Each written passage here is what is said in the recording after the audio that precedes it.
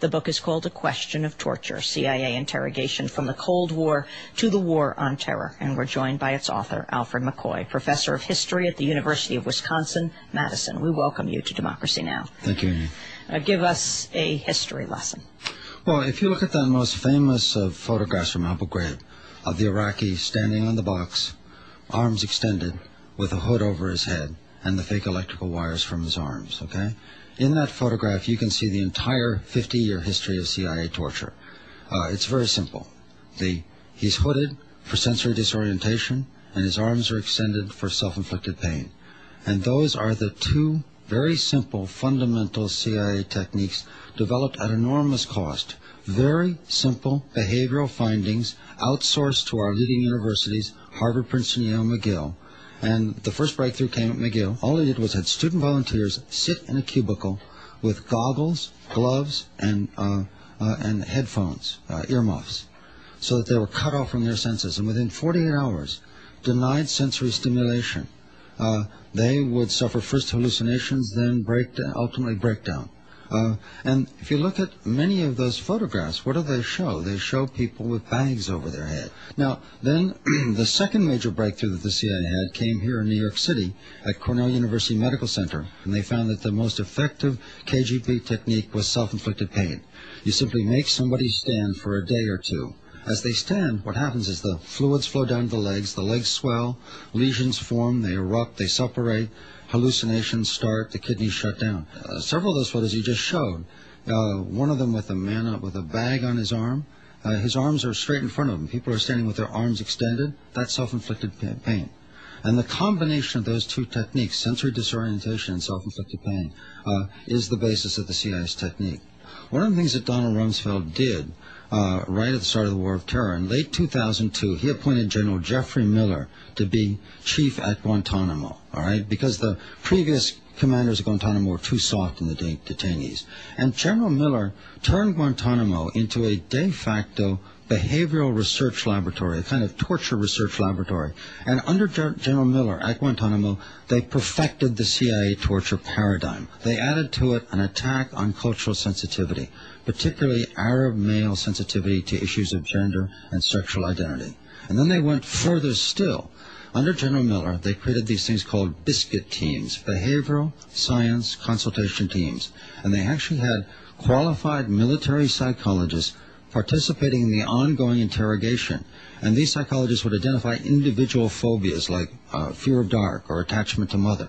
And by the time we're done, by 2003, under General Miller, Guantanamo had perfected the CIA paradigm, and it had a threefold total assault on the human psyche: sensory receptors, self-inflicted pain, cultural sensitivity, and individual fears and phobia.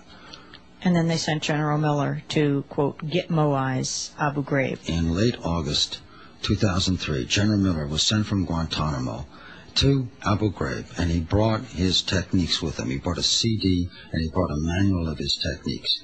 He gave them to the MP officers, the military intelligence officers, and to General Ricardo Sanchez, U.S. commander in Iraq. In September of 2003, General Sanchez issued orders, detailed orders for expanded interrogation techniques beyond those allowed in the U.S. Army Field Manual 3452.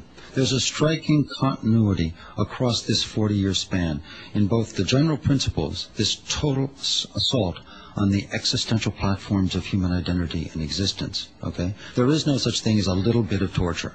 The whole myth of scientific surgical torture, the torture advocates, academic advocates in this country came up with, that's impossible. They cannot operate. It will inevitably spread.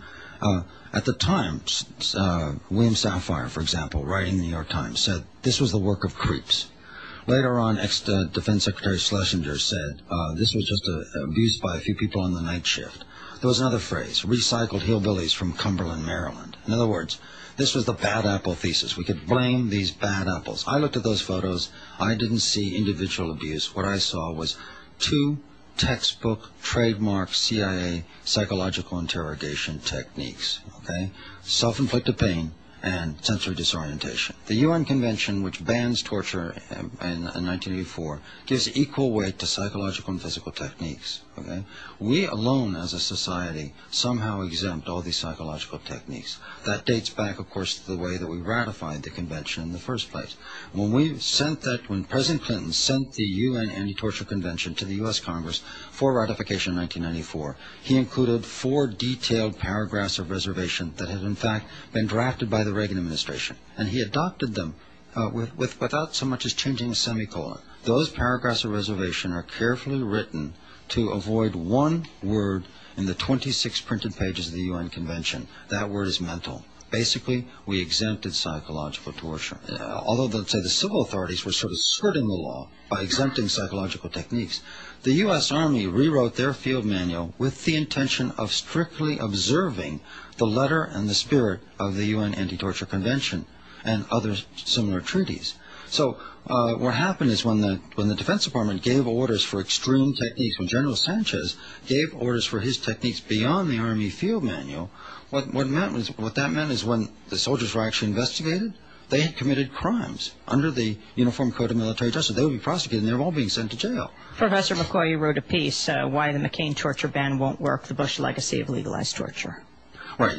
Most Americans think that it's over. Bush administration fought that amendment tooth and nail. Basically what happened is through the process, they introduced loopholes. Look, at the start of the war on terror, the Bush administration ordered torture. President Bush said right on September 11, 2001, when he addressed the nation, I don't care what the international lawyers say, we're going to kick some ass. Those were his words. And then it was up to his legal advisors in the White House and the Justice Department to translate his otherwise unlawful orders into legal directives. And they did it by crafting 3 very controversial legal principles. 1, that the president as commander-in-chief could override laws and treaties. 2, that there was a possible defense for CIA interrogators who engaged in torture. And the defenses were of 2 kinds. First of all, they played around with the word severe. The torture is the infliction of severe pain. That's when J. Bybee, who was an assistant attorney general, wrote that memo in which he said severe means equivalent to organ failure. In other words, right up to the point of death. The other thing was that they came up with the idea of intentionality. If a CIA interrogator tortured, but the aim was information, not pain, then he could say that he was not guilty. The third principle, which was crafted by John Yoo, was Guantanamo is not part of the United States. It is exempt from the writ of U.S. courts. Now, in the process of ratifying passing the McCain torture, the torture prohibition, the McCain's ban on inhumane treatment, the White House has cleverly twisted the legislation to reestablish these 3 key principles. In his signing statement on December 30th, President Bush said... This was a statement that he signed as he signed the McCain ban on torture. Right. He emailed it at 8 o'clock at night from his ranch in Crawford on December 30th that he was signing this legislation into law. He said, I reserve the right as commander-in-chief and as head of the unitary executive to do what I need to do to defend America. Okay, that was the first thing. The next thing that happened is that McCain, as a compromise, inserted into the legislation a provision that if a CIA operative engages in inhumane treatment or torture, but believes that he or she was following a lawful order, then that's a defense. So they got the second principle, defense for CIA torturers.